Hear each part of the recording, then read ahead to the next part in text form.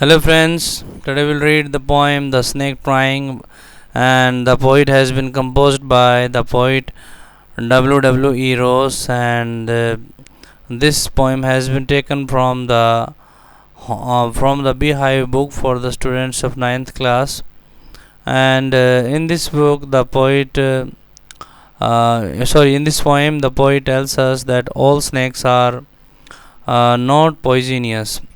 As you know, the title itself says the snake trying. It means the snake was trying to save itself from the pursuing stick. तो ये जो poem है इसके अंदर जो poet हैं W. Ross, वो बताते हैं कि जो सभी स्नैक्स होते हैं पॉइजनस नहीं होते, कुछ पॉइजनस होते हैं, लेकिन 90% जो स्नैक्स होते हैं वो पॉइजनस नहीं होते हैं।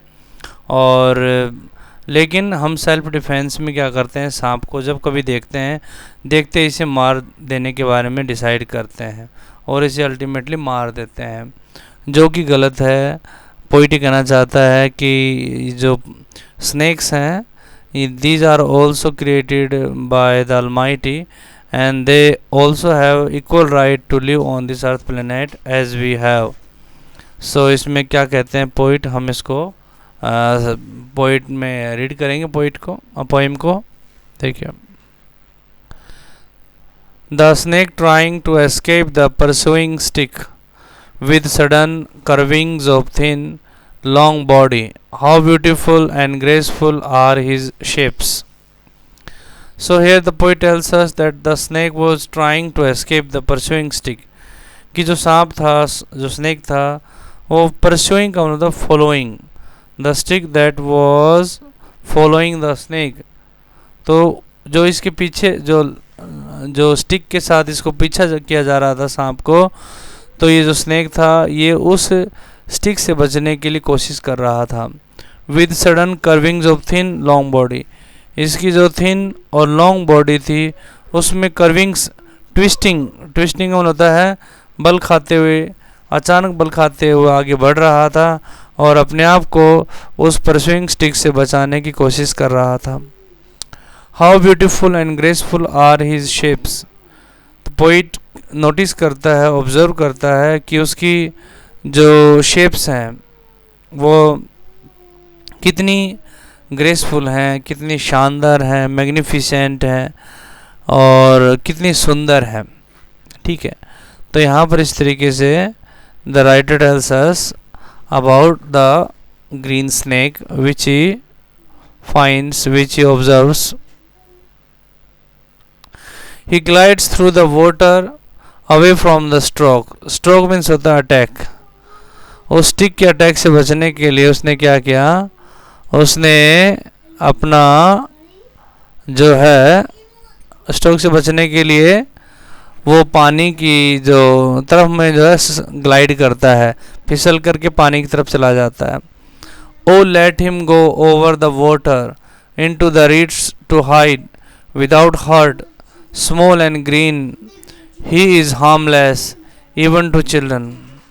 And the poet appeals to the follower, the person who was pursuing the snake and trying to kill it.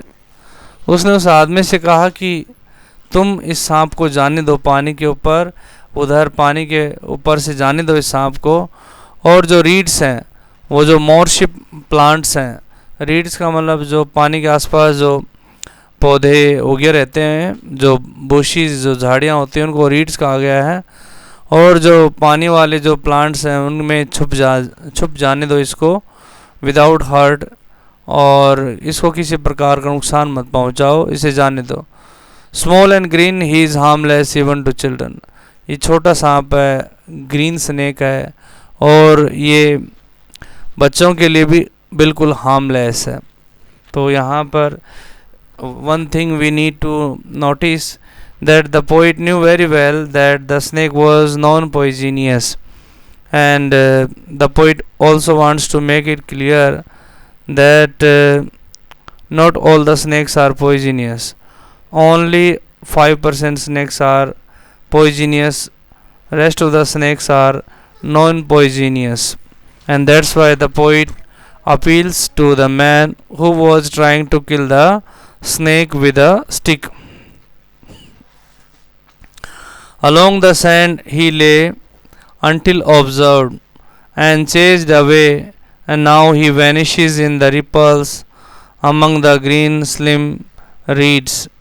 Vanishes. देखिए यहाँ पर along the sand, जो वहाँ पर ये जो जहाँ पर जहाँ का ये सीन है वहाँ पानी के साथ में मिट्टी थी और मिट्टी के साथ साथ वो बिल्कुल लेटा हुआ था। जब तक उसे किसी ने नहीं देखा, ऑब्जर्व नहीं किया सांप को, तब तक आराम से लेटा हुआ था। And chased away and now, अब कहता है कि उसको वहाँ से चेज करके भगा दिया गया और वो अब वैनिश का मतलब गायब हो जाता है। In the ripples among the green slim reeds, और वहाँ पर जो पानी की लहरें थी उनके बीच में से निकलते हुए, और जो सांप है वहाँ पर जो मॉर्शी प्लांट्स होते हैं, जो दलदली भूभाग पर उगे हुए जो पौधे थे वो रीड्स हैं, उनके बीच में गायब हो जाता है। In this way the snake was able to save its skin.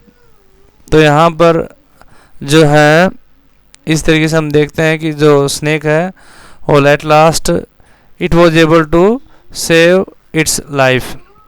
Okay, now देखिए यहाँ पर अब हम अगर पोइटिक डिवाइस की बात करें इस पोएम की, तो पोइटिक डिवाइसेस में first thing we need to learn that this poem has been written in free verse.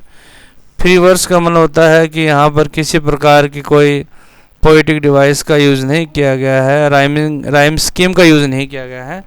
Poetic device तो यूज़ हुई हैं लेकिन यहाँ पर राइम स्कीम का यूज़ नहीं किया गया है, यानी राइमिंग वर्ड्स नहीं है।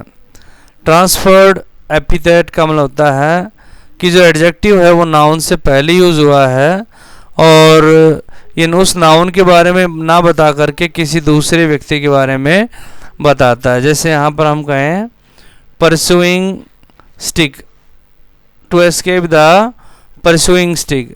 अब स्टिक तो होगी नाउन और परसुइंग हो गई यहाँ पर एडजेक्टिव।